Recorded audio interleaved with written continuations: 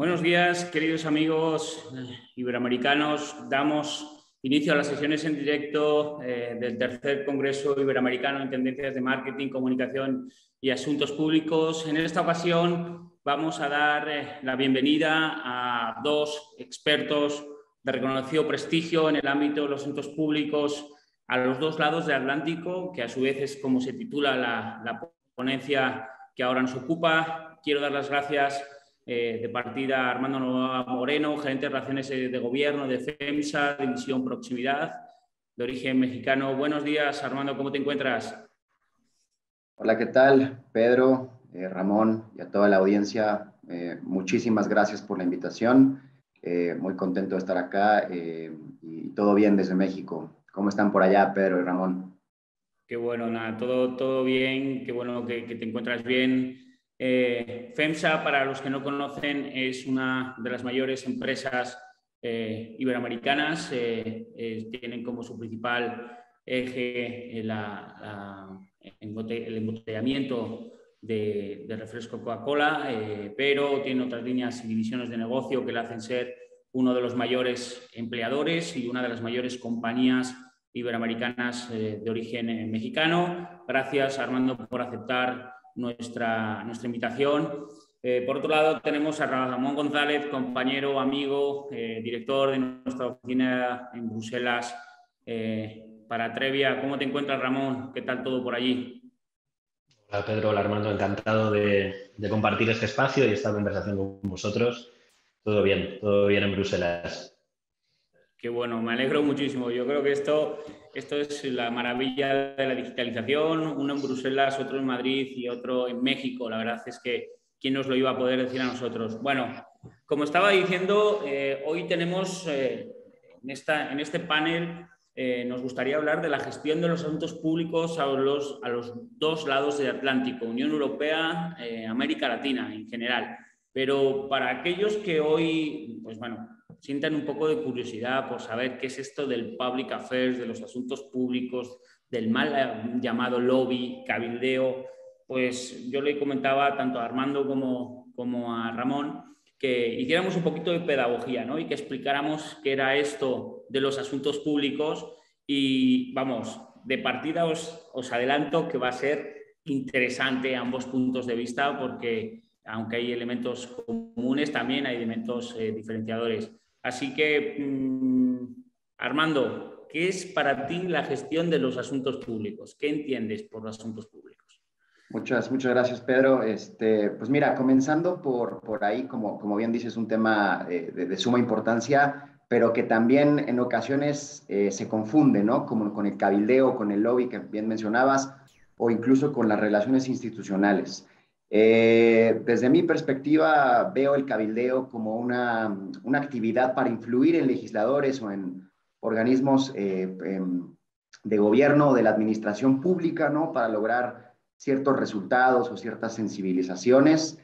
Eso por un lado, las relaciones institucionales, como este ejercicio para mantener relaciones con diferentes stakeholders que tienes en el entorno, y me gustaría ver a los asuntos públicos como una actividad que engloba estas dos, ¿no?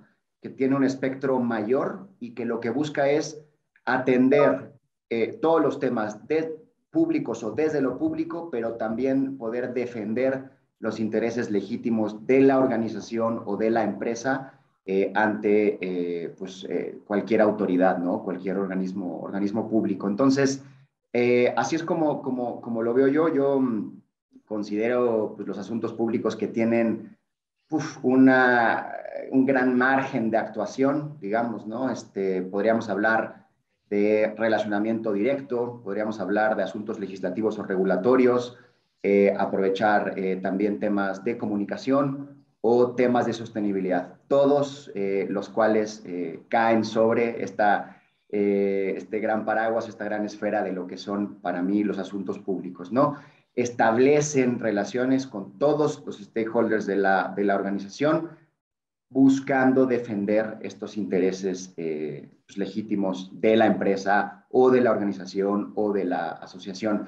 Y bueno, una correcta gestión de los asuntos públicos cada vez se ha vuelto más importante y yo te diría vital para todas las empresas, independientemente de su tamaño, porque te ayuda a anticipar cualquier cambio, por ejemplo, en el marco regulatorio, detectar cualquier riesgo o amenaza, identificar oportunidades, abrir mercados, por ejemplo, facilitar el acceso a esos mercados, el mantenerse en esos mercados operando y también facilitar la estrategia de crecimiento de la empresa o de la organización.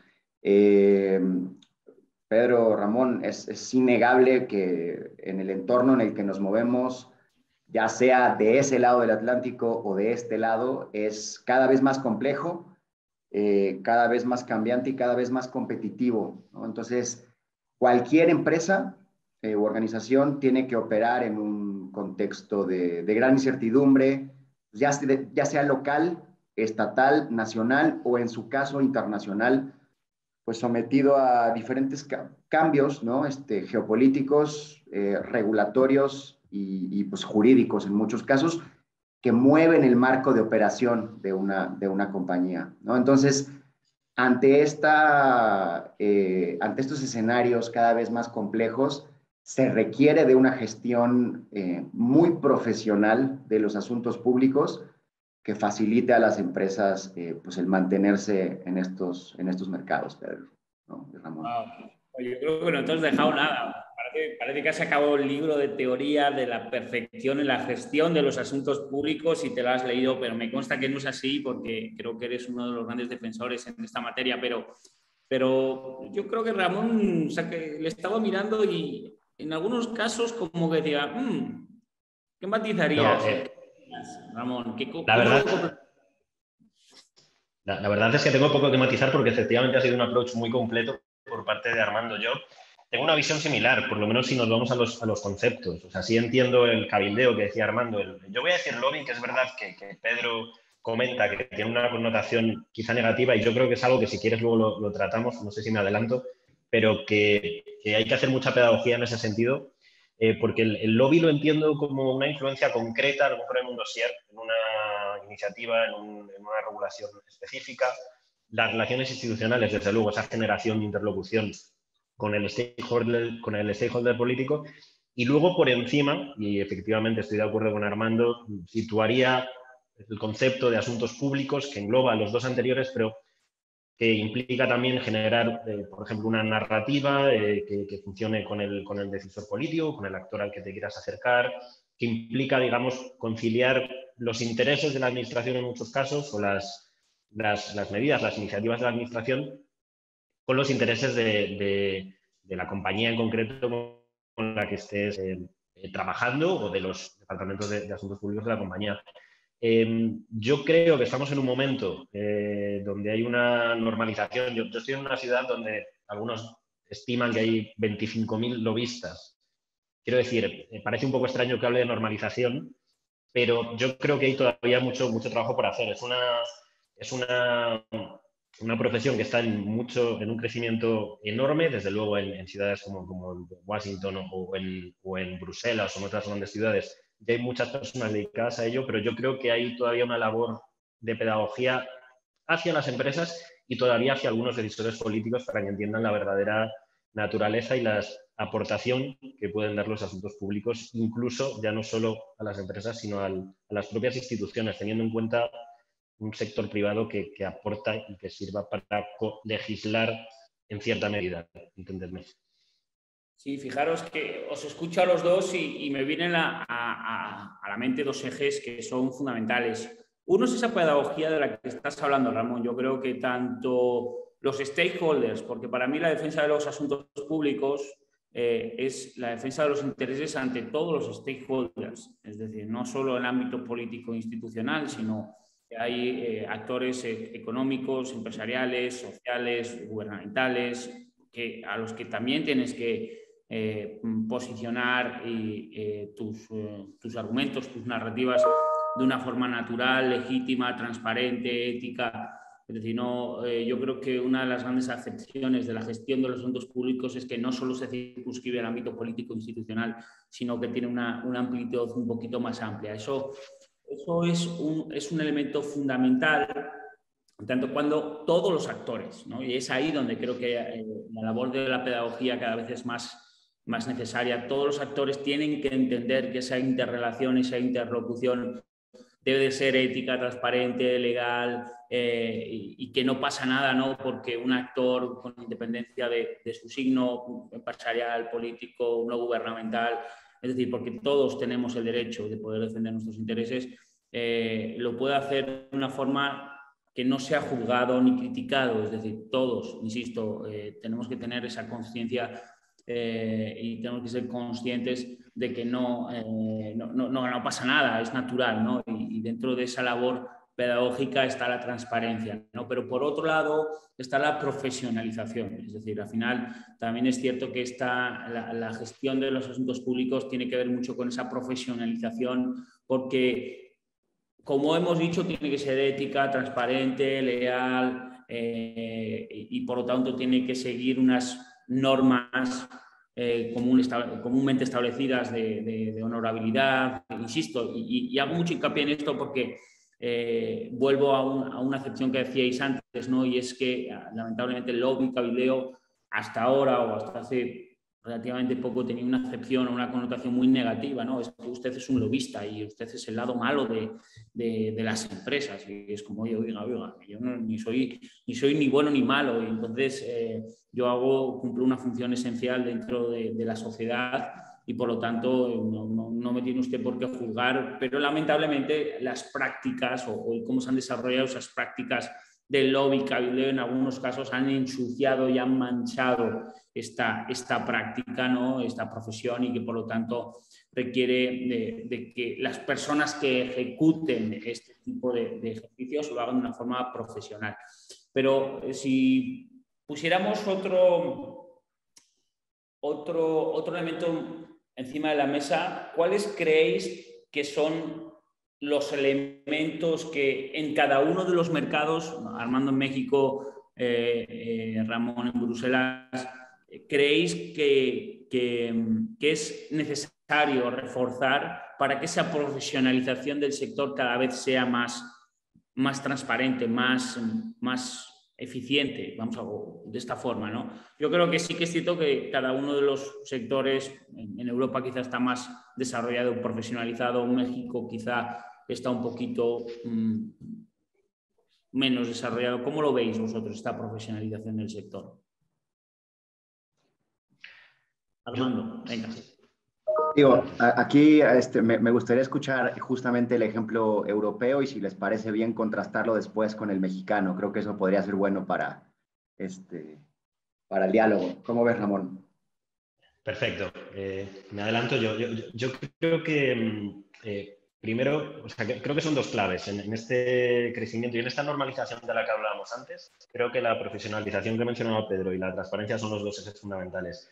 En cuanto al primero, o sea, yo creo que hay una labor pedagógica que va incluso más allá de la profesionalización, que es entender que es tan legítimo ejercer el poder como querer influir en él, que las cosas no se deciden desde una torre de marfil por parte del regulador, sino que en el desarrollo de las políticas públicas el lobby tiene un papel, y que los problemas además se gestionan más que se resuelven. Y esto es un trabajo que hay que repetir y que hay que hacer pedagógico con decisores, con empresas y con otras organizaciones, como decía Pedro.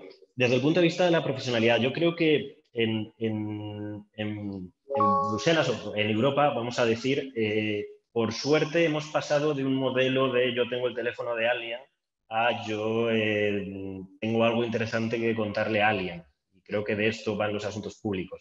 O sea, está muy bien, desde luego, conocer a gente, y yo creo que es importante, por ejemplo, estar en el terreno para entender la realidad, entender el campo de juego, los actores que operan allí.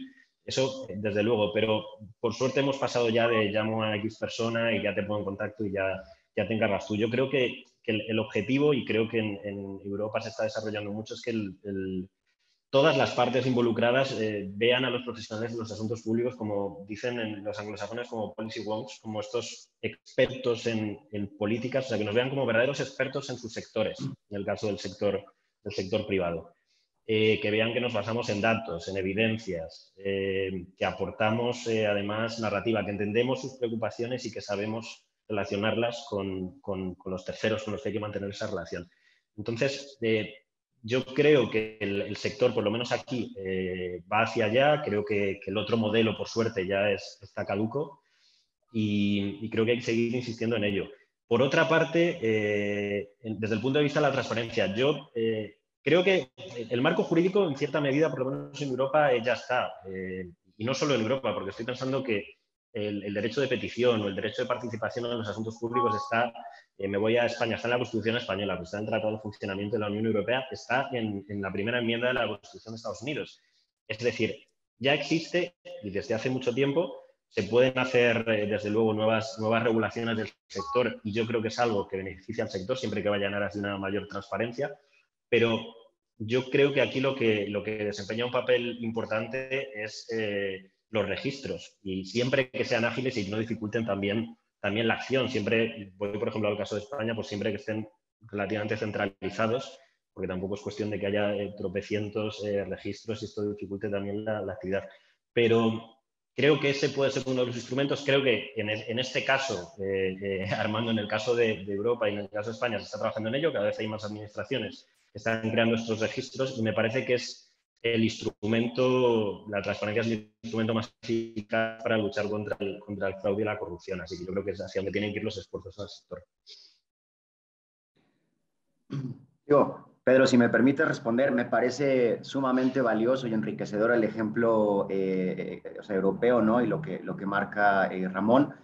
Y me gusta porque desde mi lectura y desde mi perspectiva mexicana no soy ajeno a justamente lo que está pasando en Europa.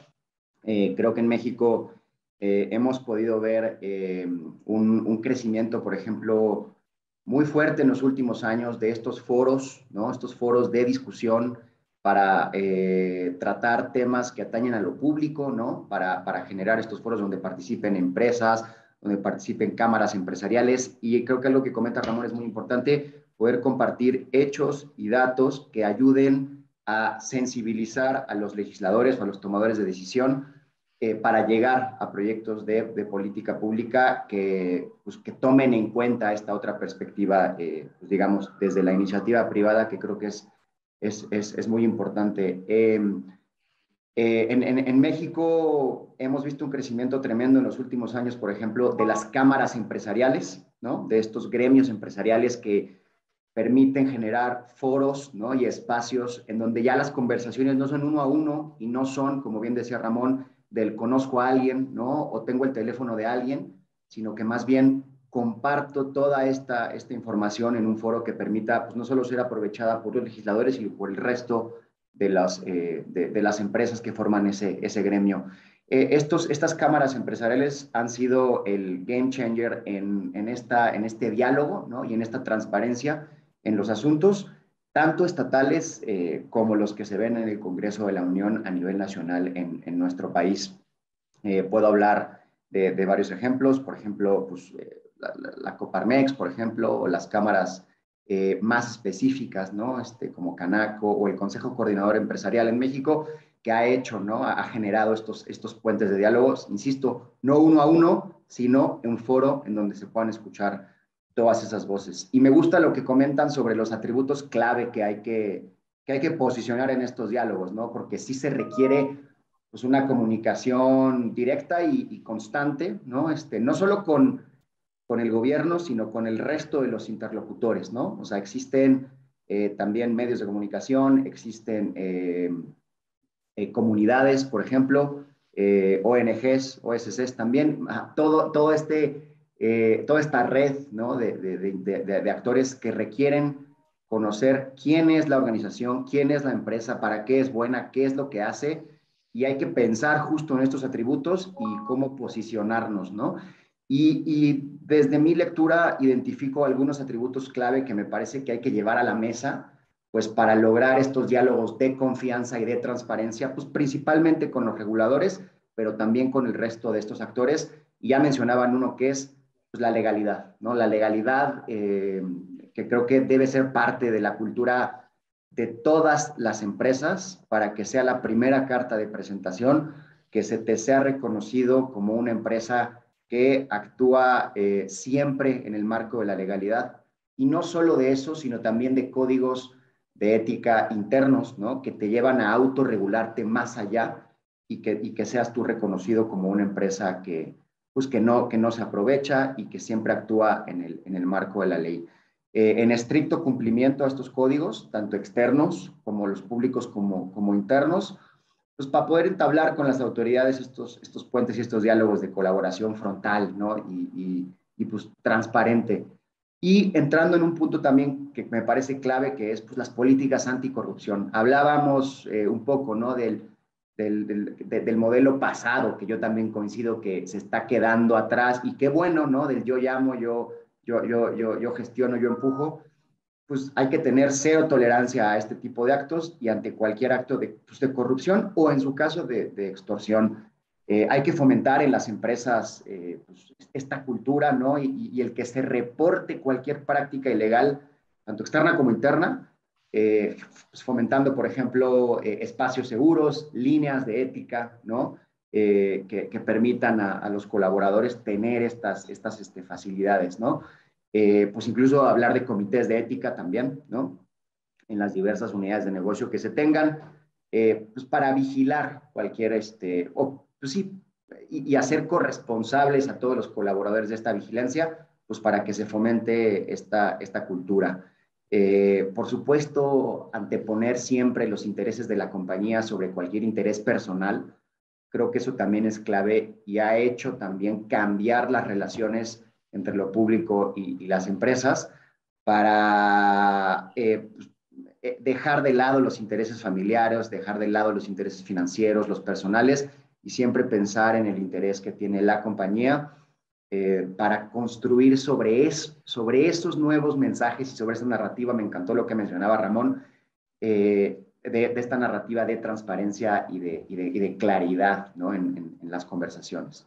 Fíjate, Armando, claro, yo creo que ahí hay un reto, perdona que te interrumpa, pero yo creo que es súper importante. Es decir, yo creo que, digamos que países como México, no vamos a hacer comparaciones con otros países de América Latina, primero porque no hay nadie que podamos contrastar, pero sí que es cierto que es una línea general. Yo creo que en América Latina las grandes empresas, las grandes compañías, las grandes multinacionales ya tienen códigos de ética, de compliance, ¿no? Que incluso regulan las relaciones con diferentes actores, ya no solo empresariales, sino también político-institucionales, y que por lo tanto, desde el lado corporativo, vamos a decirlo ya, desde empresas ya medianas, grandes, ¿no? Grandes multinacionales, FEMSA es uno de esos casos donde está perfectamente regulada las relaciones con el gobierno, donde prima la ética, la transparencia, la legalidad y que por lo tanto es un ejemplo a seguir para muchas compañías, no solo del sector del consumo, sino en las diferentes verticales que ustedes tienen dentro de su compañía. Yo creo que también son referentes a nivel no solo regional, también voy a decir mundial. Esto es una aportación mía personal, pero con independencia de esto, yo creo que sí que es cierto que si vemos el escenario, ¿no? el macro de actuación, podemos definir muy bien esos dos lados de la balanza, ¿no? Yo creo que el lado más empresarial sí hay uno o dos pasos, tres pasos, vamos a decirlo así, por delante de lo que venía siendo la práctica habitual de la gestión de estos asuntos públicos, también muy influenciado por las políticas anglosajonas, americanas, que también permean, ¿no? Dentro del tejido empresarial e industrial mexicano, donde quizá la forma de hacer asuntos públicos en Estados Unidos se asemeja mucho más a la forma de hacer asuntos públicos en Europa, al menos en los términos de referencia del marco de actuación, ¿vale? Eso es súper importante. Lo que sí que es cierto, estoy de acuerdo contigo, y es que creo que aún a nivel más del lado, si lo circunscribimos solo el ámbito político institucional, aún queda camino por recorrer. Yo creo que uno de los grandes ejercicios de política comparada que se pudiera llegar a hacer es el registro de transparencia que tiene la Unión Europea.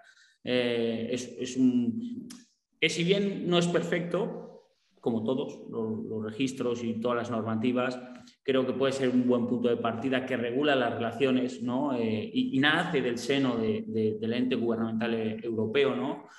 Nace del Parlamento, nace del consenso dentro de la Comisión Europea, ¿no? No recuerdo en qué año se aprobó el registro de transparencia, pero ya tiene bastantes años, ¿vale? Yo creo que ese ejercicio que desde el lado más político-institucional ya pone encima de la mesa cuáles son las cartas de juego para aquellos actores con independencia de sus intereses tengan claro cómo es la forma de proceder, cómo es la forma de transparentar, cómo es la forma de ser ético y en el cual se marcan unas reglas de juego. Yo creo que si se tomara como ejemplo ese ejercicio, creo que México podría ser uno de los países que lideraran este progreso en la región, porque creo que si bien la estructura democrática del país es una estructura estable, sigue habiendo y son gobiernos democráticamente elegidos, eso es innegable e indudable en este caso. Sí que es cierto que todavía queda mucho por andar, ¿no? en ese punto. Sin embargo, yo quería, Pedro, si... Sí, dale. Disculpa, no, porque disculpa que te interrumpa, además con el lag este de la distancia nos cortamos un poco.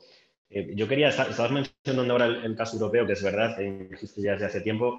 Fíjate que ahora mismo está en debate una mejora, o sea que esto es un continuo, una cuestión más de coordinación entre instituciones, así que está también en la agenda el tema de los registros de transparencia. Pero quería mencionar antes, cuando nos preguntabas pues, dónde están los asuntos públicos en cada región, hay algo que quería mencionar, que es el tema de la legitimidad social, que es algo que también está en primera línea aquí. O sea, yo creo que es algo clave y no hablamos de greenwashing, no hablamos de hechos, o sea, de cosas basadas en la evidencia, en los datos. Yo creo que el consumidor exige que la empresa participe en la vida social y esa exigencia, digamos, de transparencia de la que hablábamos antes, o la exigencia de transparencia que va hacia el decisor político por parte del ciudadano, también va hacia la empresa. Entonces, yo creo que es algo de lo que está ahora mismo de actualidad en el mundo de los asuntos públicos en Europa, por lo menos, y entender que las empresas que tienen licencia social son las que van a maximizar luego la influencia con el decisor o con quien vayas a mantener una relación. Me parece que es un punto que merecía la pena mencionar y que está desde luego entre las prioridades de esta práctica de los asuntos públicos.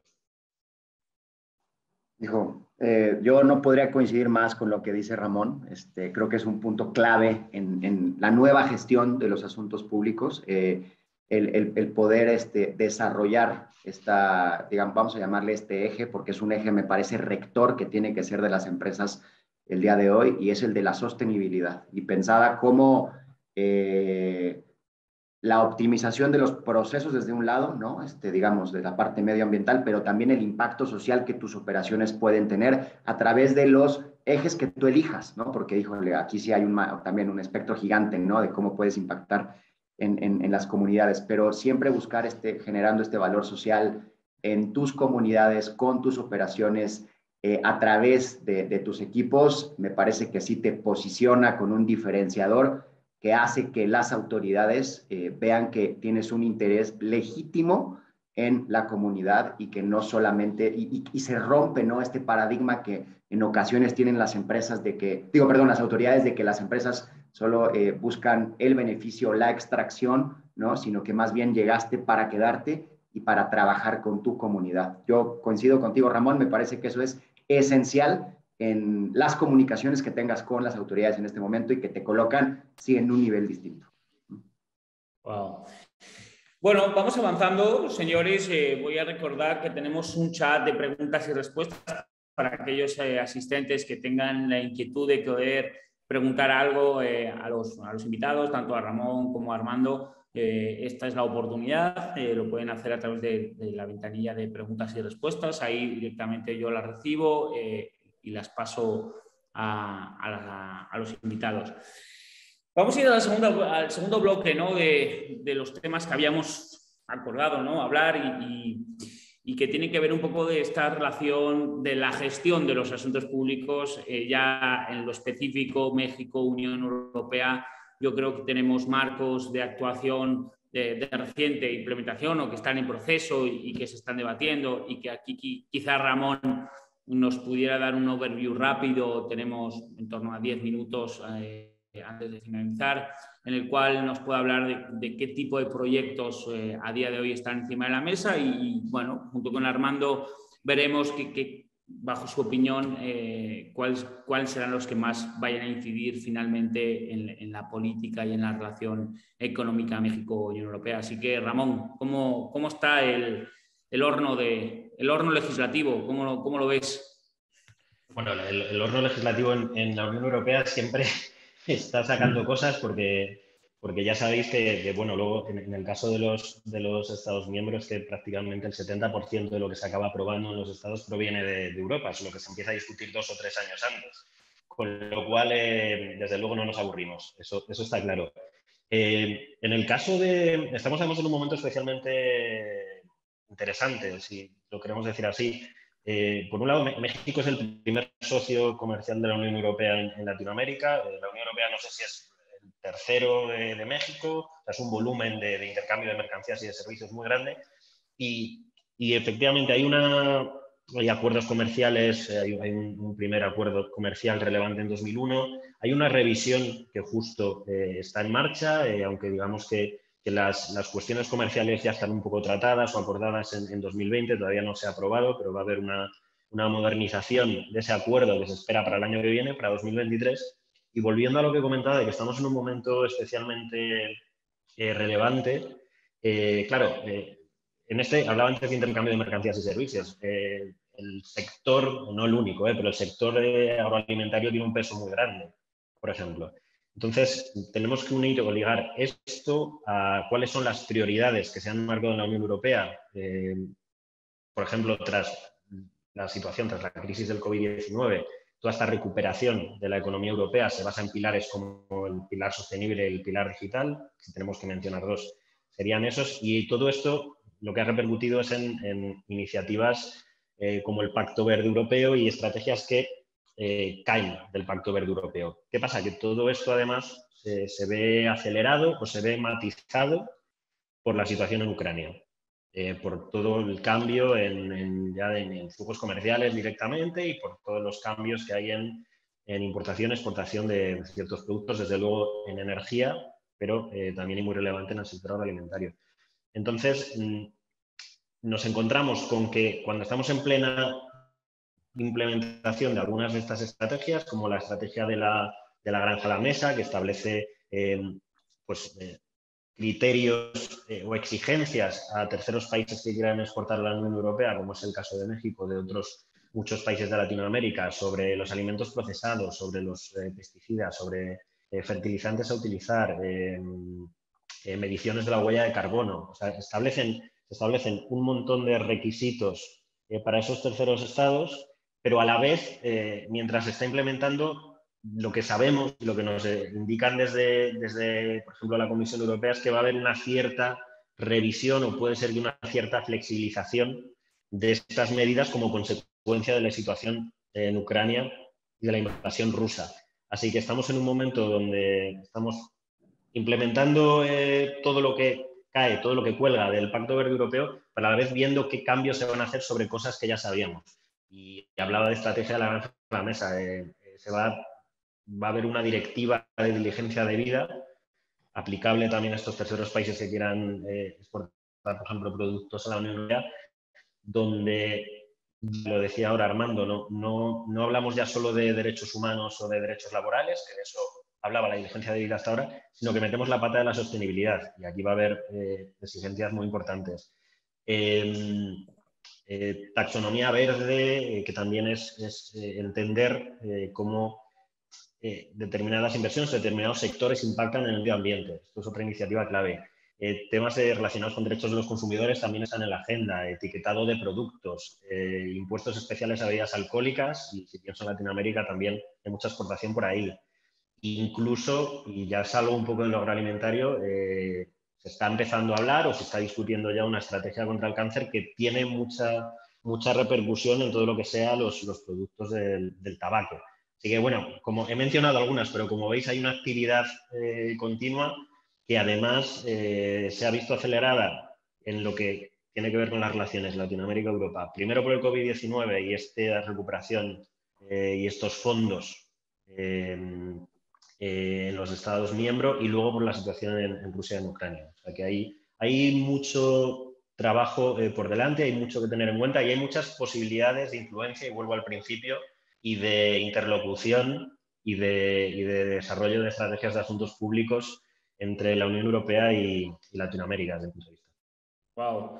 La verdad es que lo decíamos al principio, ¿no? El horno de la Unión Europea no se apaga nunca, están constantemente desarrollando proyectos legislativos. Se dice que la Unión Europea es la mayor carnicería del mundo, porque para hacer proyectos legislativos es como si metieran 28 proyectos en una trituradora de carne, y para hacer un único proyecto común, ¿no? Son proyectos que pueden llevar 2, 3, 4 años, ¿no? Incluso hay proyectos incluso algunos más largos. ¿Cómo veis una compañía como la vuestra, Armando? ¿Cómo veis o cuántos afecta, es decir, a vosotros en vuestro día a día, este tipo de movimientos, ¿no? Sobre todo, si bien vosotros tenéis un sistema de operación muy focalizado, ¿no?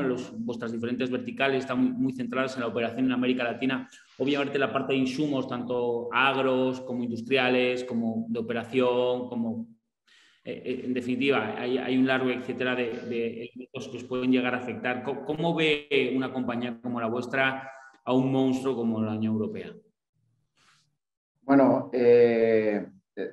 digo, respondiendo un poco primero justo a la pregunta de Ramón, efectivamente la Unión Europea para México representa el tercer socio comercial más importante. Entonces, creo que, digamos, se explica sola la importancia que tiene para todo el país la Unión Europea, solo por detrás de Estados Unidos por la cercanía y China por el tamaño, ¿no? En el intercambio comercial. Ese es el impacto y la influencia, el impacto que tiene, ¿no? Para México, la Unión Europea en términos comerciales, que pues sí, en los últimos 20 años ha crecido mucho el comercio desde que se firmó aquel pacto, ¿no? de libre comercio en el 97 y que ya luego se ejecutó en el 2000, pues ha sido una época muy fructífera para el comercio entre ambos países, bueno, entre países y Unión. El principal impacto que tiene para las grandes empresas, pues como para las pequeñas también, yo comenzaría con los indicadores macroeconómicos, ¿no? Pues como saben ahorita, por ejemplo, el tema de la inflación y la alza en precios es un tema muy importante pues, para todo el país, para todo México y sus habitantes. Hay diversas iniciativas justo desde este horno mexicano, ¿no? Desde el legislativo y desde el ejecutivo, que están buscar frenar el alza en precios desde los insumos hasta los productos en canasta básica que afectan pues al consumidor final de empresas como FEMSA y pues, como de muchas otras también. Entonces, ese es el principal, digamos, al día de hoy, yo pensaría, la principal afectación que tiene todo lo que está sucediendo en la Unión Europea. Y justo comentaban también algunos ejes, ¿no? Como por ejemplo el de políticas medioambientales, el de políticas verdes. Si bien los aspectos comerciales de este acuerdo ya se vieron en el 2000 y falta, ¿no? Ahora sí que la revisión completa del acuerdo que permita pues, la actualización. Parece ser que en 2023 se va a llevar esta actualización del acuerdo comercial. Podría pensar que hay ciertos aspectos, por ejemplo, en las políticas medioambientales del país que hacen un poco frenar, ¿no? A la Unión Europea la actualización de este convenio, ¿no? Entonces puede ser que por ahí nuestro país tenga una deuda pendiente en lo federal, ¿no? Por los proyectos que está llevando a cabo y que puede ser que a la Unión Europea le parezca que tiene que hacer más, ¿no? En este sentido, ya lo comentaban, por ejemplo, también en México hay ciertas iniciativas, tanto federales como locales. Hablabas ahorita de la granja a la mesa, ¿no? Toda esta priorización de productos naturales o productos justamente, pues sí, del campo a la mesa sin tener que ser procesados. Existe, ¿no? Esta agenda regulatoria muy fuerte que está buscando eso, que está buscando también con diversas normas oficiales mexicanas el etiquetado de hace un par de años que ha tenido resultados bastante buenos y que me parece que están tomándose ciertos ejemplos, ¿no? De la agenda europea que ahorita comentabas para traerlos a la arena mexicana. Lo verde, o sea, lo medioambiental, lo que busca iniciativas saludables. Y me parece que ese es el camino, ¿no? Me parece que para allá vamos. Hay cada vez un burbujeo cada vez mayor en los congresos estatales, ni siquiera en los estatales, desde los municipales, por regular estos aspectos que cambian el marco de operación y regulatorio de las compañías, y que para allá vamos, ¿no? Ese es el tema, ¿no? Bueno, vamos a ir acabando. Un par de minutos, Armando, Ramón. Un titular. Yo creo que hemos hablado de muchas cosas muy relevantes, muy interesantes, pero para ir cerrando, si tuvierais que dar un titular sobre qué son los asuntos públicos para vosotros, ¿cuál sería? Adelante. Yo creo que sería conciliar intereses, y no es ni un titular, son dos palabras, pero yo diría que es comprender en profundidad a ambos interlocutores. Nosotros hacemos esta labor de intermediación en el mejor sentido posible y me parece que se trata de comprender ambas partes y de proponer soluciones. Muy breve, Pedro, no te quejarás. No. Si hubiera que resumirlo, coincido, o sea, transparencia, diálogo, generar alianzas, empatía, ¿no? Y vincular, generar este engagement, vinculación entre las partes, ¿no? Con un diálogo constante que nos lleve a buen puerto, ¿no? Eso sería. Nos sorprendemos, ¿no? Cuando nos sentamos con autoridades y encontramos que hay múltiples intereses en común que se destapan con el diálogo. Y ese sería como el resumen, ¿no? Bueno, el diálogo es la mejor herramienta para que dos personas se entiendan. Así que, qué bueno, señores. Con esto vamos a dar por finalizado. Se nos acaba el tiempo. Tenemos que dar paso a que el programa continúe, ¿no? La emisión a través del canal de YouTube, donde podrán seguir todas las intervenciones de los panelistas dentro del Congreso Iberoamericano de Comunicación de Atrevia. Señores, Armando, muchísimas gracias por tu tiempo, gracias por tu espacio y sobre todo gracias por tu confianza. Gracias a ti, a Pedro, Ramón, a todo el equipo de Atrevia por la invitación. Muy a la orden y mucho éxito en el Congreso. Muchas gracias, Ramón. Armando, perdón. Ramón, nos vemos en el Congreso. Señores, gracias a todos vosotros por estar ahí. Espero que podamos seguir en directo. Os mando un fuerte abrazo.